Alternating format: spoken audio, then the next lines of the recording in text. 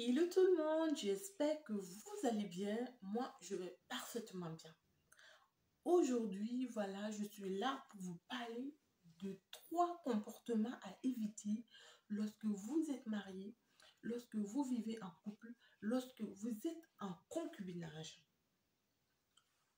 Tout d'abord, je vous invite à vous abonner massivement à mon compte Afroblog tout en activant la cloche de notification qui est juste en bas pour recevoir à chaque fois mes nouvelles vidéos. Merci. J'espère que vous êtes bien assis, voilà, pour prendre note et réellement éviter de faire tout ce qu'on va vous dire. Premièrement, le premier comportement à éviter, c'est les sorties nocturnes.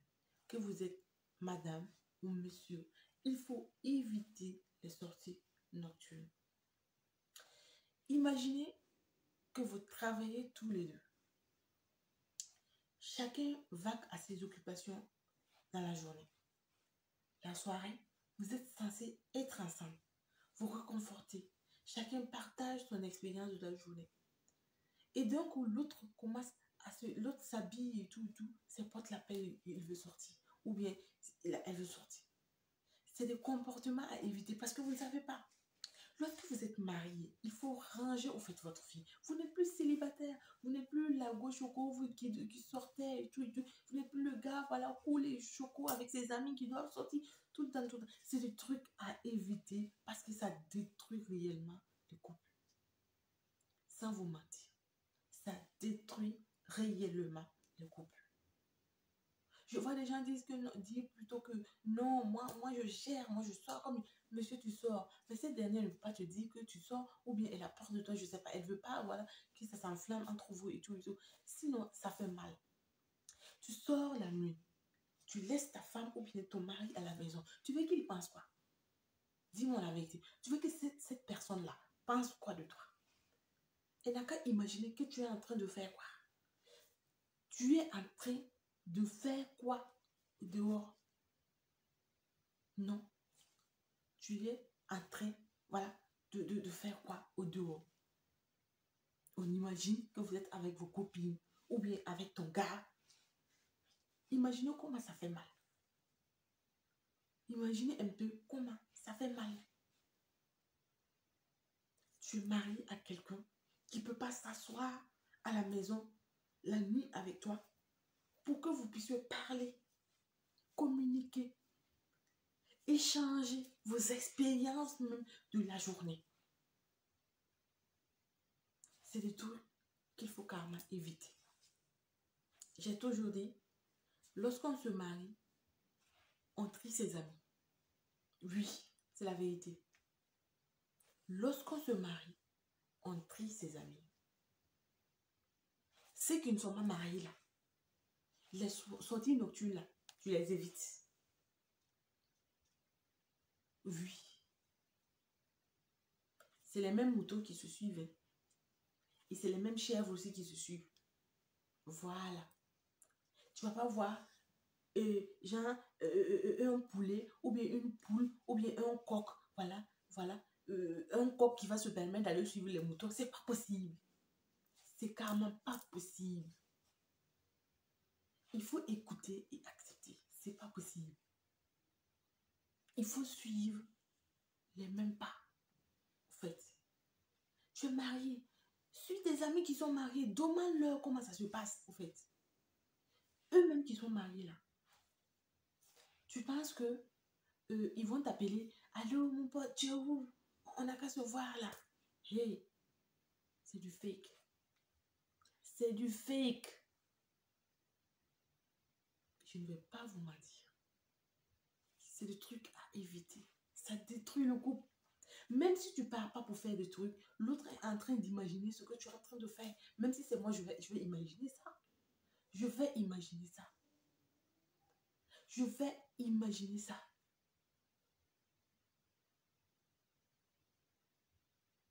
Oui. Je vais imaginer.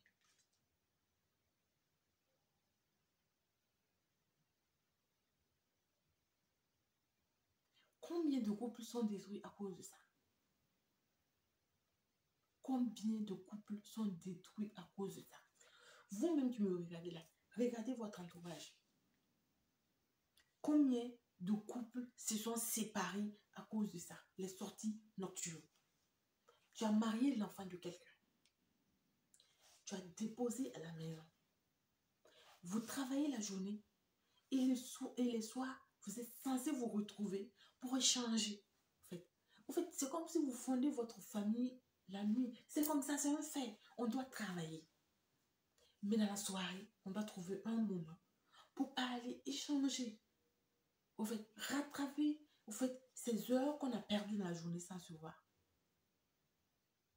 Mais toi, non. Tu préfères sortir avec tes amis, avec autres. Même si monsieur ne parle pas ou bien madame ne parle pas, sache que tu vas détruire ton couple. C'est moi qui te le dis. Oui, renseigne-toi. C'est des trucs qu'il faut éviter. Karma. Karma. Il faut éviter. Tu es marié. Oui, suis tes amis qui sont mariés. Eux là, ils ne sont pas la nuit. Ils sont à la maison.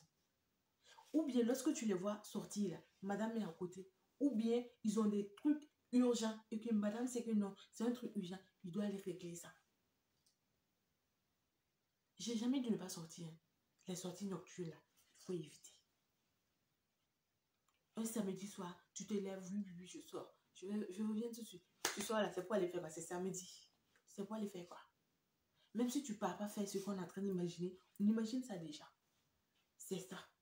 On imagine ça déjà. C'est un truc qu'il faut éviter. Les sorties nocturnes là, éviter. Tu sais que tu veux voir tes potes et autres. Tu descends, tu viens te doucher, tu manges un peu, tu les vois une heure, puis tu reviens. Les sorties 22h, 23h, il faut carrément stopper. Ça détruit le couple. Ça détruit carrément le couple. Sans vous mentir. On va passer à la deuxième, voilà, aspect qui est le deuxième comportement à éviter. Voilà. Le deuxième comportement à éviter. Évitez de raconter vos problèmes de vie, vos problèmes de couple à vos amis. Oui. Oui. Évitez de raconter. Évitez de raconter vos problèmes de couple à votre famille. Oui. Vos belles-sœurs que vous appelez belle-sœur, viens te raconter ce que ton frère, mes frères, tu lui racontes tout. Demain, tu entends. Tu te lèves là, tu balayes tes fesses là. C'est le micro qui est dans sa bouche. Il faut éviter. Tu as problème là. Évite de raconter à tes amis ou bien à ta belle-sœur. Non, il faut carrément éviter ou à ta belle famille. Tu sais pourquoi? Parce que tu es en train, au fait, de dénuder ton conjoint devant tes amis. Tu es en train de dénuder ta femme devant ta belle famille. Et tu sais quoi? Ces derniers aussi vont aller raconter. Et quand on va vous voir encore ensemble, quand on va vous revoir, en fait, parce que le problème là, ça ne va pas durer. On ne peut pas vivre éternellement dans le même problème. Ce n'est pas possible. Ce problème là va passer. Vous allez vous entendre. Et lorsque vous allez venir à deux là, ces mêmes personnes là seront en train de se pèser et rigoler en cachette, en douce. Et toi, tu es là, ton conjoint est gêné. La personne ne sait pas qu'est-ce qu'il y a. Tu sais que, voilà, il y a genre un malaise qui est là et tout. Tu ne sais pas c'est quoi. C'est ton conjoint là qui t'a dénudé. C'est toi qui as livré ton couple. Oui. Vous êtes la raison de tout ça. Parce que ta bouche là, tu n'as pas su fermer. Tu n'as pas su régler ton problème là autrement. Parce qu'il faut savoir, ta belle famille aussi, que tu racontes tes problèmes de couple là. Ton conjoint là, comment eux ils voient ton conjoint? En une diablesse, à un diable, à quelqu'un qui n'aime pas, voilà, leur frère ou bien leur soeur, quelqu'un qui ne veut pas de bien, voilà, attends, à X ou Y. C'est le truc à éviter. De la même manière que tu es en train de parler du mal de ton conjoint là, ta famille voit déjà comment ton conjoint est une diablesse ou bien un diable déguisé, voilà, qui veut détruire la vie de leur soeur, leur frère et autres. Tu vois un peu? Éviter comment dire, de rabaisser, au fait. C'est comme si tu rabaisses, oui. Tu rabaisses ton conjoint devant ta famille. Et demain, lorsque ton frère ou bien ta soeur va manquer de respect à ta femme là, ou bien à ton mari là, c'est de ta faute. C'est de ta faute. Vous savez, un homme et puis une femme là, les problèmes là, ça ne peut pas durer éternellement. Oui, ça ne peut pas durer éternellement. Ce problème-là va passer. Vous allez vous entendre. Et quand vous allez vous entendre là, eux là, ils n'oublient pas. C'est comme 10 que tu as mis dans leur tête là. Ils mémorisent ça. Le jour qu'on vous voit ensemble là, ils vont dire, la mauvaise femme là. Et toi, tu as arrêté là. Tu peux parler. Tu ne peux pas parler parce que c'est toi qui as dénudé ta femme pour donner à ta famille, pour donner à ta belle-soeur. Ou bien tu as dénudé ton mari pour donner à tes frères, pour donner voilà, à tes amis. Oui. C'est des trucs à éviter. Raison pour laquelle je dis à chaque fois, quand on est marié, ou bien quand deux individus alpha X se décident de se marier, il y a des témoins, quelle qu'en soit la religion, il y a des témoins. Et je me dis que c'est nous qui choisissons nos témoins. Et lorsque tu es capable de choisir ton propre témoin, c'est que tu sais que c'est quelqu'un qui est ton confident. Voilà la personne, en cas de problème, qui peut t'écouter. Voilà, qui peut t'épauler avec de très bons conseils. Plutôt, bons conseils.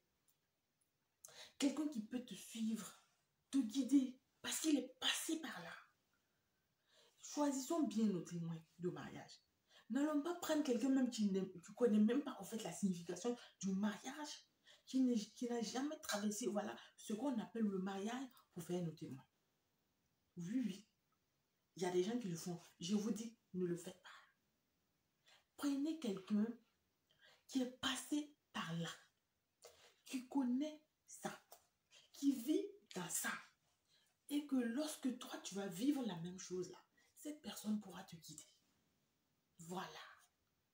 Il faut faire ça et éviter de parler de nos problèmes de couple là à nos frères, à nos amis et tout. Tu penses que tes amis n'ont pas de problème de couple? Ils ont des problèmes plus sérieux même que toi là. Mais ils n'en parlent pas. Non, parce que cette personne qu'ils vivent avec là, c'est eux qui ont choisi. Quel qu'en soit le problème, la personne couvre. Je couvre. Et je cherche une solution afin que ce problème soit réglé et que personne ne va l'entendre. Sors. Sors de ta maison. Arrête-toi devant ta porte. Regarde les toits des maisons. Regarde, il y en a tellement.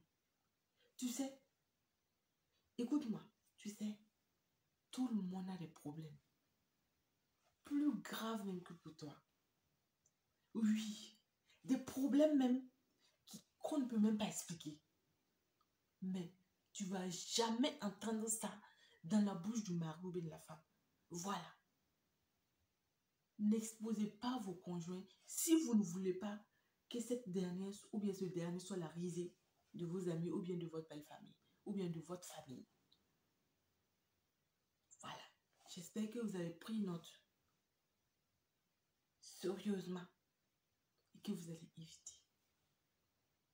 Si vous savez aussi que vous êtes en concubinage, c'est-à-dire vous êtes en concubinage, vous n'êtes pas passé devant le maire ou bien les religieux, voilà, ou bien vous n'avez pas fait les trucs coutumiers et tout, cherchez quelqu'un d'âge mûr, que vous-même vous jugez bon que cette personne-là peut garder un secret, peut conseiller, en fait. N'allez pas prendre un crâne rasé là pour raconter vos problèmes. Non, non, non, non, non. Non, hein. Prenez quelqu'un que vous savez qu'au fait, quel qu'en soit alpha là, même si la personne raconte vos problèmes là, la personne ne va pas parler de ton nom ou bien autre. Voilà. C'est de ça qu'il s'agit. Évitez.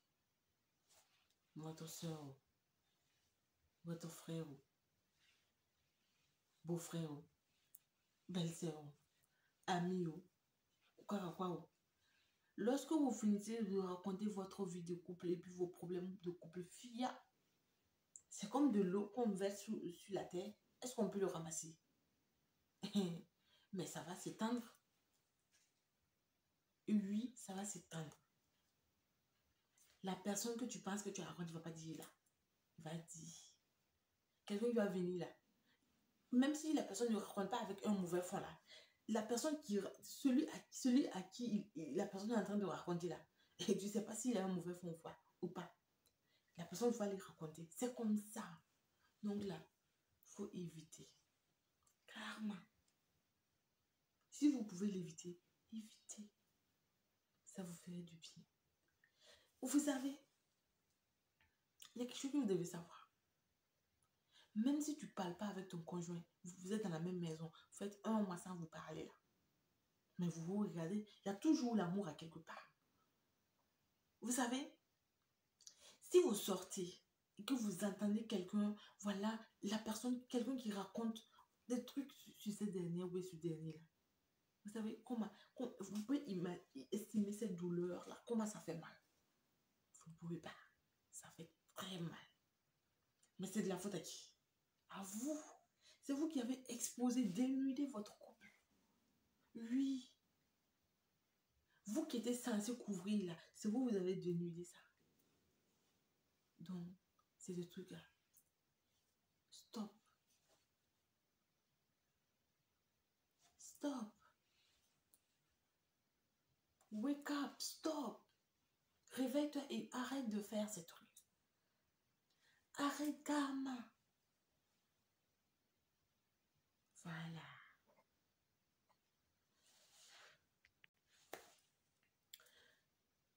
Troisième comportement à éviter lorsque vous êtes en couple, marié ou en concubinage. Là même, je vais parler de couple marié et en concubinage. Ça, c'est pour les hommes. Oui. Évitez de dire je suis en palabre avec ma femme. Je ne vais pas manger sa nourriture. Évitez ça. Ça détruit. Ça détruit carrément. Vous savez, la douleur de ça. Lorsque tu donnes l'argent des condiments à ta femme, tu reviens du boulot, tu viens trouver qu'elle a préparé et tu refuses de manger. Vous savez combien ça fait mal? Combien ça fait mal?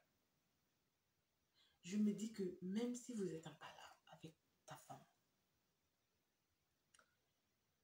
et que tu as eu le courage d'enlever l'argent de ta poche pour déposer, c'est-à-dire que tu aimes cette dernière jusqu'à présent.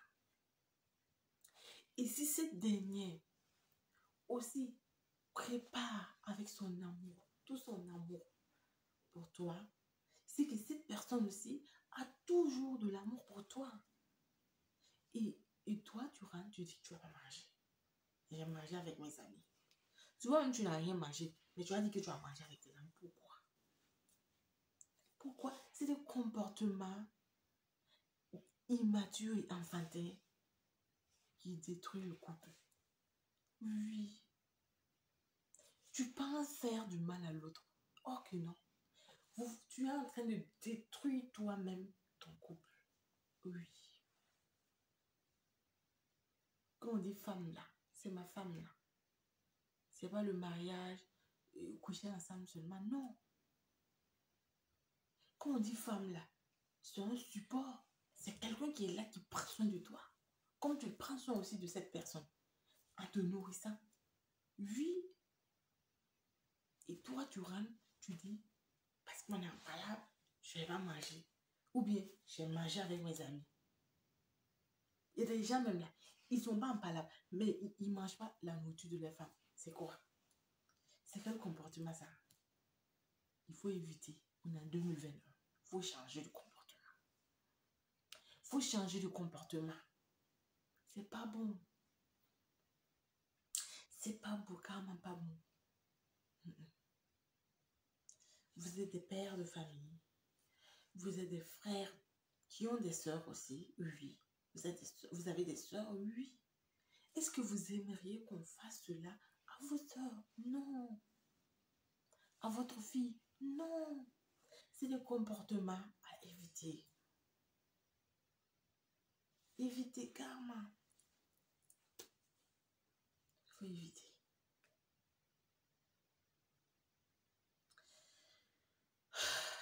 J'espère que vous avez pris note. Voilà. Et que ces 3 comportements dont je vous ai parlé à éviter, vous allez surtout l'éviter. Voilà. Pour que, voilà, aider votre couple à bien marcher, à bien se tenir, voilà, devant la société. Oui. À bien se tenir devant la société. Un homme qui n'est pas heureux en couple ou dans son foyer n'est pas jovial au travail. Oui, donc prenez-en note. Oui, prenez-en note. Et voilà, nous sommes à la fin de ce coaching. Voilà, j'espère que ces 3 éléments dont je vous ai parlé, vous allez bien vous en débarrasser. Vous allez vous débarrasser de ça. Et que ces 3 conseils que je vous ai donnés, voilà, vont vous permettre de vous tenir droit, voilà, dans votre couple. Évitez surtout les trucs qu'on vous a dit d'éviter. Évitez surtout, voilà, prenez-en note et partagez à vos amis que vous savez, voilà, que ce que j'ai eu à dire va aider ou va aider plusieurs personnes.